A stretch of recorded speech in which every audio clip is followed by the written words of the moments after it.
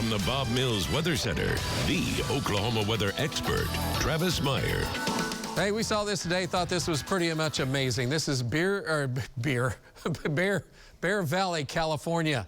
And this is the difference between a summer picture when there was a bad drought and just most recently, and that is the Bear Valley Ski Patrol on the right side. They have had an unbelievable amount of snow. This year, 616 inches of snow.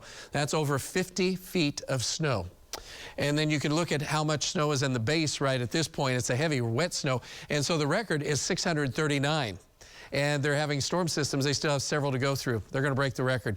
The record was set in 82, 83. But needless to say, that was pretty amazing. So we've just had this last storm system come through. This is the Sierra Nevada mountain ranges. This is where the ski resorts, Lake Tahoe, Reno, that is all the location there. Additional ski resorts are around Salt Lake City, so it's welcome news. These guys are having one of the best seasons ever. And the western ski slopes of Colorado and the Rockies are doing great as well. These are winter storm warnings for the rest of this storm system coming in.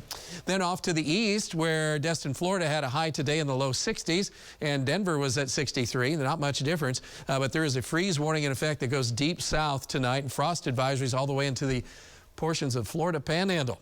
Pretty interesting. So today's high, warm out west, even the high plains, Bismarck, finally above freezing. Cold air left behind from the nor'easter is still piling in that colder air across the deep south. That's part of our problem. We haven't been able to scour out that cold air. And tonight we've already dropped. It's 38 at Memphis, still hanging on to 45 here and 45 out at Denver. And notice it's not really cold out west.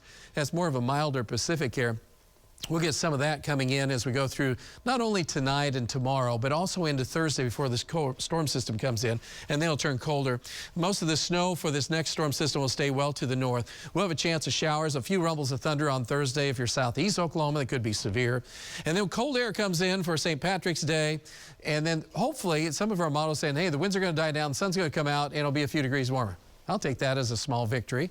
And then it looks like over the weekend, though, we'll continue with a colder north wind as that wraps around and moves on out. There was a storm system on Monday, but it doesn't look like it's going to amount to much. And so what we're going to watch is for this yellow area, which is warmer air, finally coming in the middle to end of next week. But as you can see, there's been another storm system hitting the California coast. So probably some records are going to fall out there.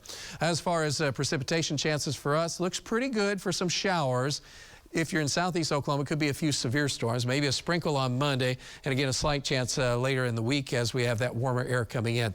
Biggest thing as we end the spring break time period, it'll be cold, and then Saturday and Sunday look basically cold. Monday, Tuesday are still cold or below normal. Then we get to warm up a little bit. Clear tonight. We had some sunshine during the afternoon, so that was welcome news.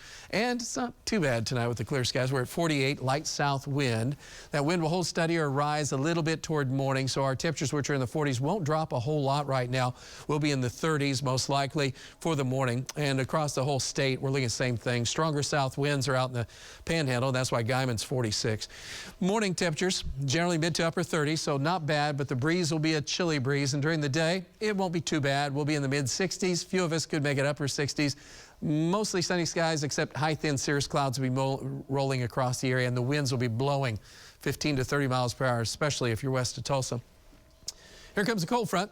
That'll be coming on in as we go through Thursday. Our models say, hey, it could be right at noon or it could be at 2 o'clock. But wherever this front ends up, the later it is, the higher the probability of storms. So if you're in southeast Oklahoma, you have the best chance of storms.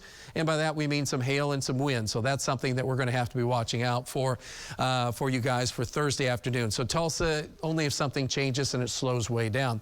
Friday, St. Patrick's Day, still looks cold. We did raise the temperature around the Tulsa area, upper 40s to near 50. We're up a couple degrees from what we had before.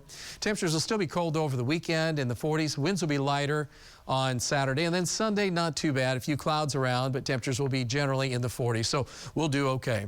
Most of our area tonight will be fine, and as we go through the morning hours, we'll look for temperatures in the 50s, at noontime 60s in the afternoon. Hang on, because the wind will be blowing, as I said, 20, 30 mile per hour gusts. And again, fire danger goes up if you're up in Osage or Pawnee counties because of lack of rain.